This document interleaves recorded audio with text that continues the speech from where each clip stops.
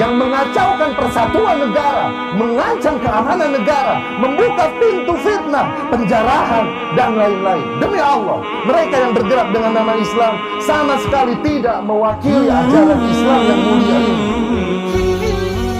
Nurul hidayati zara sadri, huwa mubtada unsi wa umri, fa'azimtu lirrahmani amri.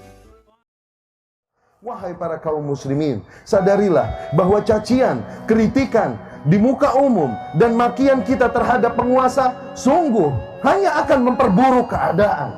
Apakah Allah Subhanahu wa ta'ala akan merubah keadaan penguasa apabila kita mencaci-caci mereka? Atau sebaliknya, apabila kita bersabar, mendoakan kebaikan bagi mereka, bukankah ada kemungkinan Allah akan memperbaiki mereka? Lalu mengapa kita memilih jalan untuk mencaci makinya?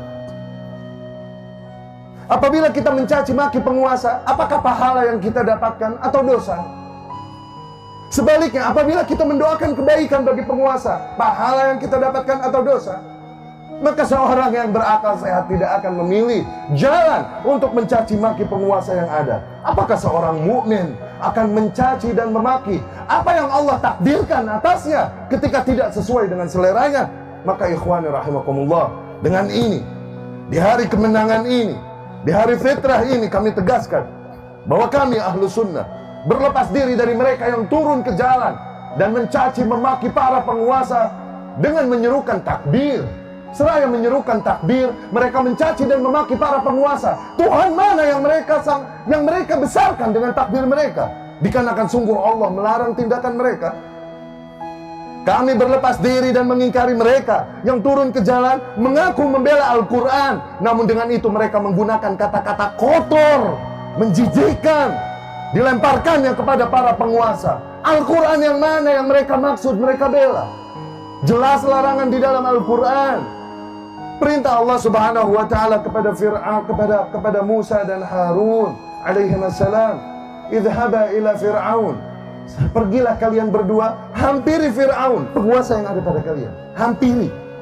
Wa qula lahu qawlan layyina, katakanlah oleh kalian berdua kepada Fir'aun kata-kata yang lembut. La'allahu yatadzakkar aw yakhsha, siapa tahu dengan itu dia menjadi insaf dan takut pada Allah. Apakah penguasa kita lebih buruk dari Fir'aun? Sehingga tak lagi kita menghampirinya dengan adab, namun dari jalanan dan mimbar kita memakinya. Apakah penguasa kita lebih buruk dari Fir'aun yang yasumuna abna'akum wa yastahyuna nisa'akum, membantai anak-anak laki kalian, membiarkan wanita hidup, yang berkata inni rabbukumul a'la, akulah Tuhan kalian yang maha tinggi? Apakah penguasa kita lebih rusak dari Fir'aun sehingga tidak lagi kata-kata lembut yang kita gunakan untuk menegurnya, tapi kata-kata kotor, makian, cacian kepadanya? Kami berlepas diri dari kaum yang melempari para aparat dengan batu dan panahan. Dengan itu seraya mereka bersalawat kepada Nabi SAW. Nabi mana yang mereka sanjung dengan salawat mereka? Sesungguhnya Nabi SAW melarang tindakan demikian. Nabi bersabda, man arada an yansaha sultan, barang siapa yang hendak membawakan nasihatnya kepada penguasa, falyakhudh biyadihi, maka agar dia ambil tangannya, wa yakhlu bih, dan berdua-dua dengannya. Fa in qabila minhu fadha, apabila penguasa tersebut menerima nasihatnya, maka alhamdulillah.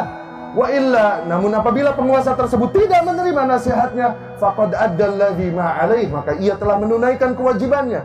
Dia tidak memiliki hak memaksa kepada para penguasa. Dengan adab dan baik, seraya bersalawatan, mereka lakukan keburukan, kerusakan di muka bumi itu, seraya bersalawat atas nama Nabi Muhammad SAW. Nabi yang mana yang mereka maksudkan dengan salawat mereka itu? Orang-orang mati di antara mereka, mereka sebut dan mereka syiarkan dengan nama mati syahid. Dikarenakan tindakan yang mereka lakukan katanya adalah jihad fisabilillah. Sungguh para aparat yang berjihad menghalau kalian yang hendak membuat pintu kerusakan dan fitnah pada umat. Aparat yang berjihad, bukan mereka.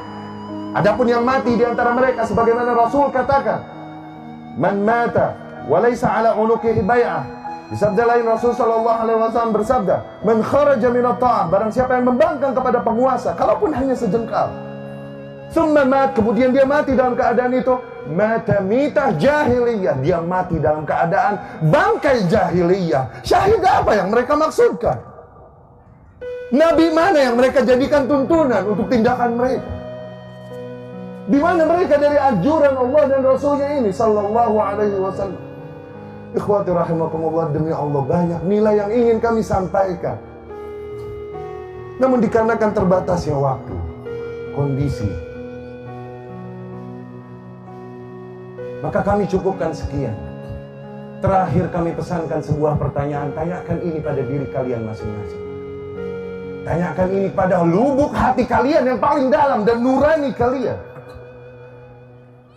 Apakah kebencianmu, kekecewaanmu kepada para penguasa yang ada padamu adalah alasan yang cukup bagimu untuk merusak keamanan dan menghancurkan persatuan negeri ini?